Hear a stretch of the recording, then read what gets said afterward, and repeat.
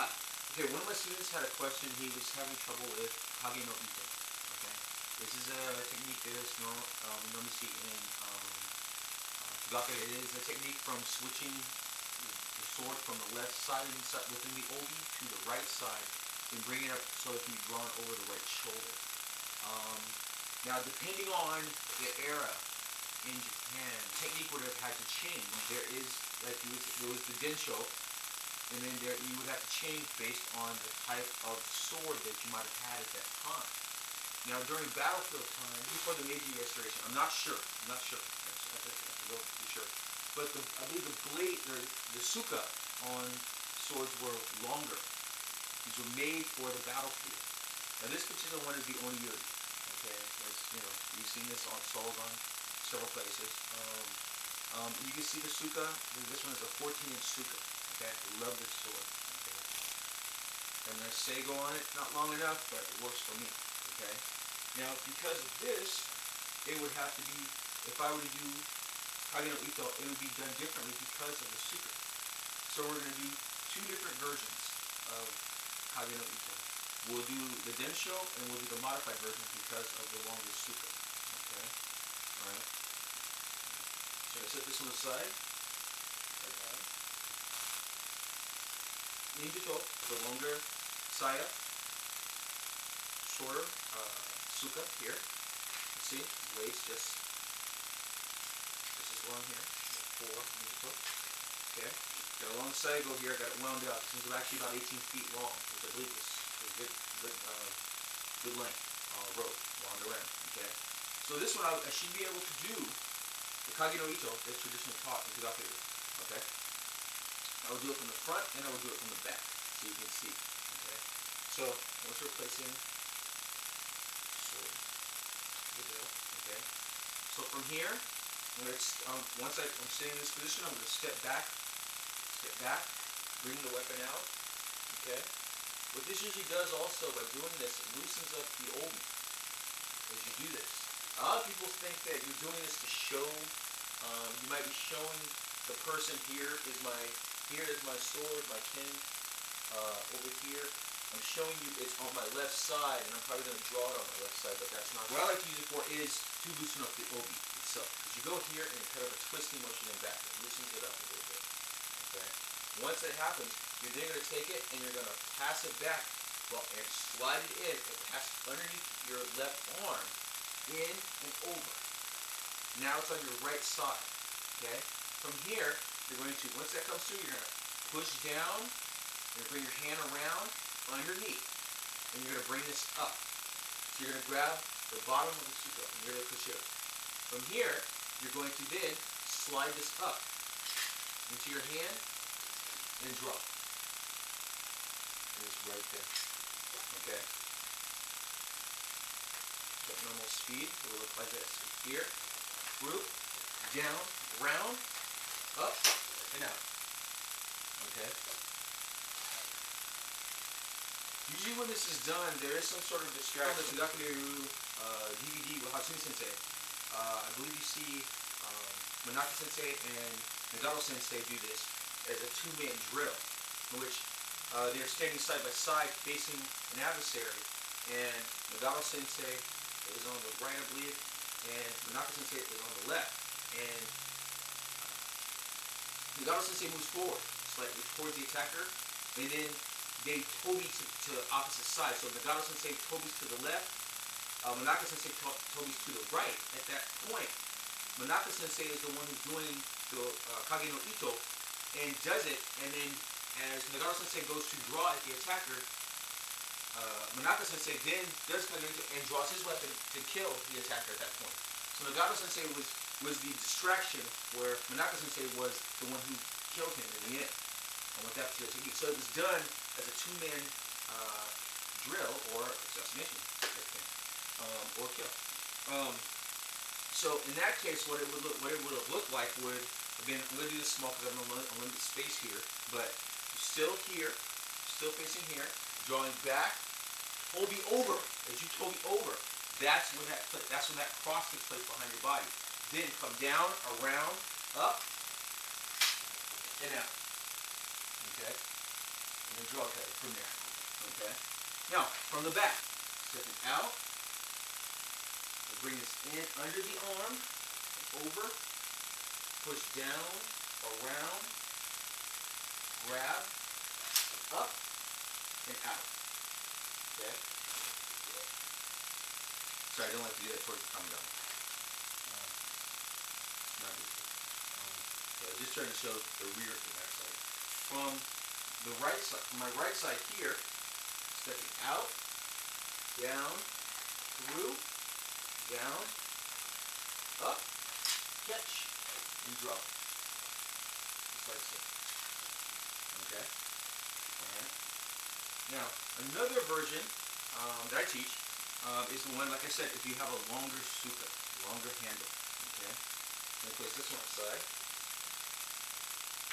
Okay? Then move to the other ear. Okay? 14-inch suka. Okay? Third. Now, the reason I'm saying that it has to be modified in this case is because of how long this is. When you go to do this part and you want to come back in, you're actually going to hit your own shoulder with the suka because of the length of the suka itself. Okay?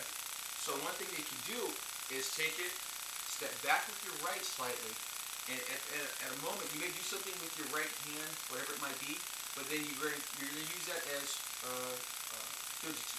Okay? What's happening is you may be distracting with the right hand, but at the same time you're going to be turning the blade facing up. You're going to rotate it down. Okay?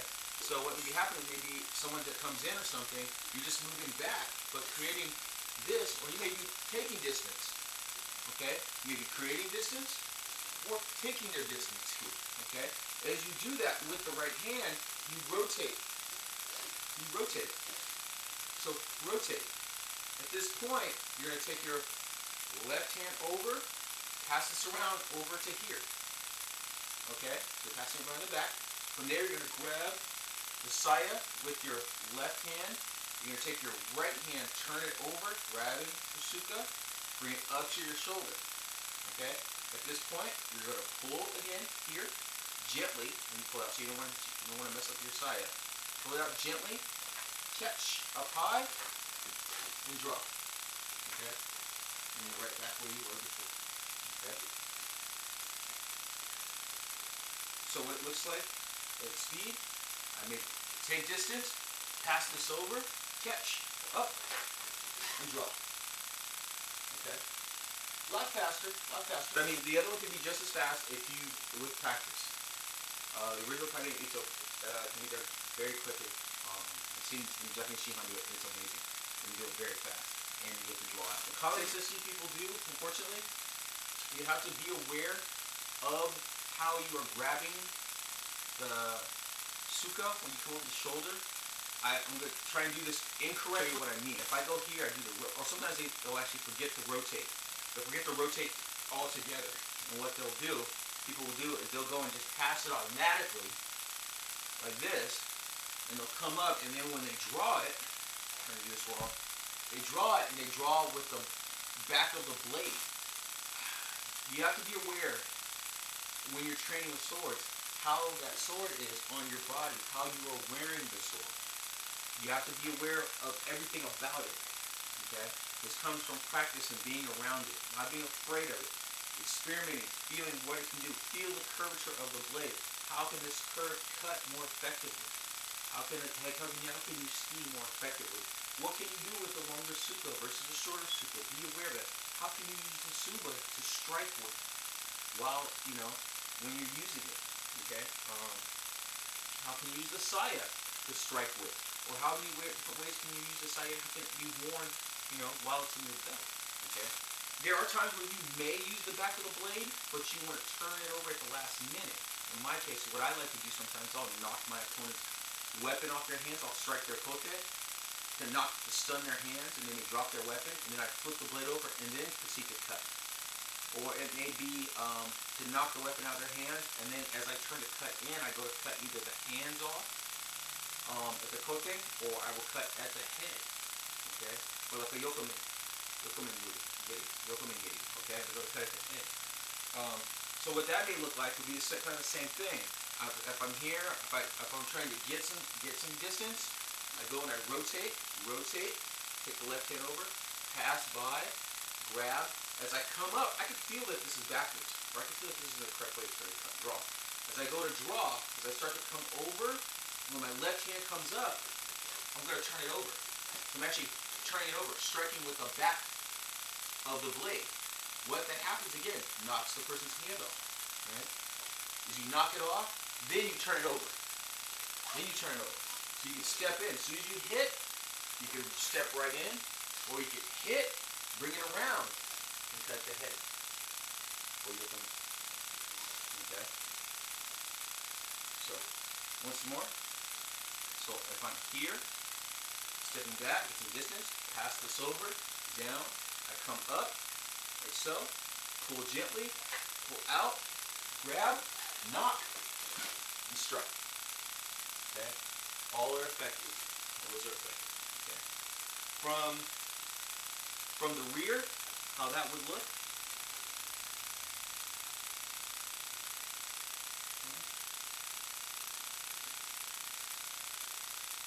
From the rear, from here, I'm moving like in such a way like this. Rotating, passing this down and back, grabbing, turn my hand over, pull, slide, and draw. Okay? Again, I do not like doing facing the tongue down. Should not do that. So do not do that. It's doing it because of lack of space. Okay? If I'm facing this way, left side, okay? So if I'm going to get some distance again, I'm going to rotate, pass this around, catch, flip my hand over, pull, catch, and draw. Okay.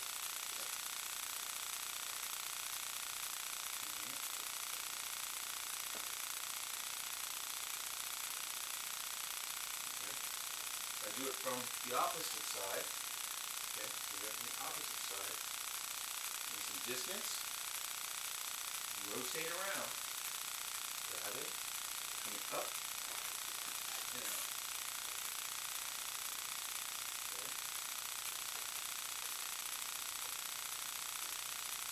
Yeah. Okay? So kagi no itto.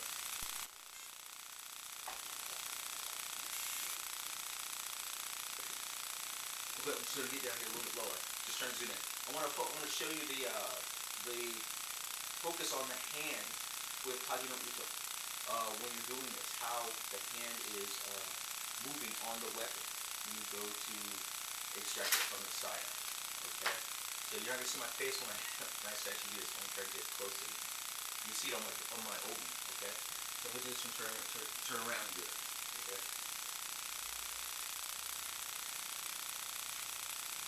So here, stepping out, and slide it back in, underneath, push, come around, and under.